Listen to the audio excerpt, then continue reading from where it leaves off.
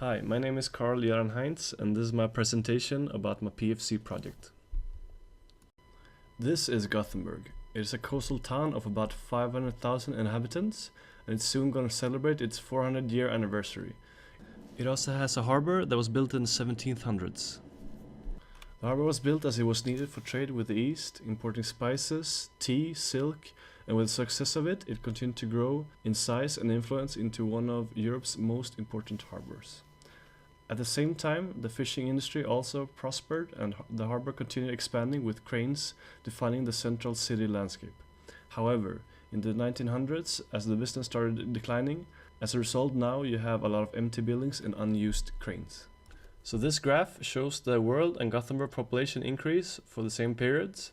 And as you see, in between 1850s and the 1900s, when the harbor became the most active, the population increased 534%. While continuing to growing the next 50 years 200% more. Then later, when the harbor started declining, you can also see the population declining. And we still have this identity with the harbor and the boats, but this sense of identity is now fading away for each year. As you see here in the zone analysis, the harbor area is located at the very center of Gothenburg, and with a lot of active spaces nearby, such as the central station, the bus station, popular office areas, but it's completely underused and poorly connected. So the low density, which is the blue, is representative of all of Gothenburg. So if you make another comparison with other cities that have an active city life, you see it has more of a density of a small town. The problem with that is that it creates a dead city center and it makes it difficult for businesses and culture and everything that's needed to make an alive city. And you might think that this low density means that there's no desire to live here, but this is not at all true. This is a diagram of the different city parts, and one very important statistic: in average, you have to wait 5.2 years before you can get a rental apartment. And if you check the most attractive areas, the average waiting time is between 6 to 8 years. So this makes that the prices of buying properties have skyrocketed. And on top of this, 180,000 refugees have come to Sweden the last 2 years, further increasing the demand of cheap rentals. Except from having trouble finding apartments, the situation for entrepreneurs are possibly even worse. The size of the shops are enormous, making it very difficult for a small business owner to try to start something, as in average, you have to have about 2 million euros to buy an average size store. And this is 51 years of an average salary.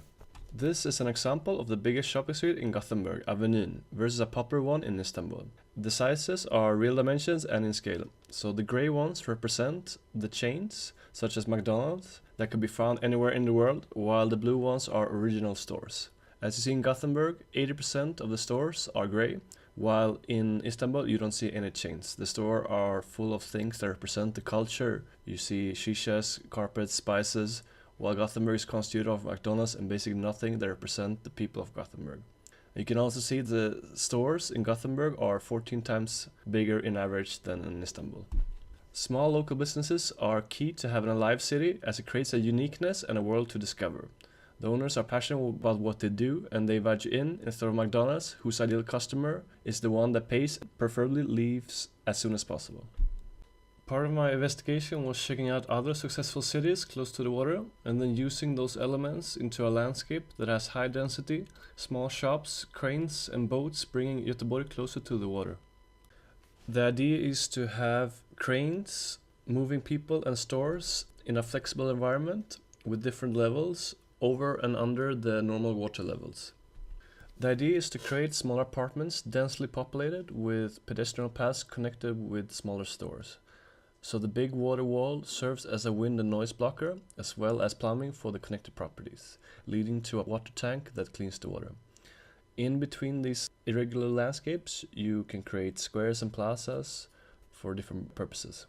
This image is showing a proposed center and main entrance of the space. So we would have a big gantry crane, which is able to lift entire cruise ships, and this will be the main entrance from both sides of the river, transporting people from one side to the other, or inside the space. So the small space, they could be lifted up and redistributed to form different formations.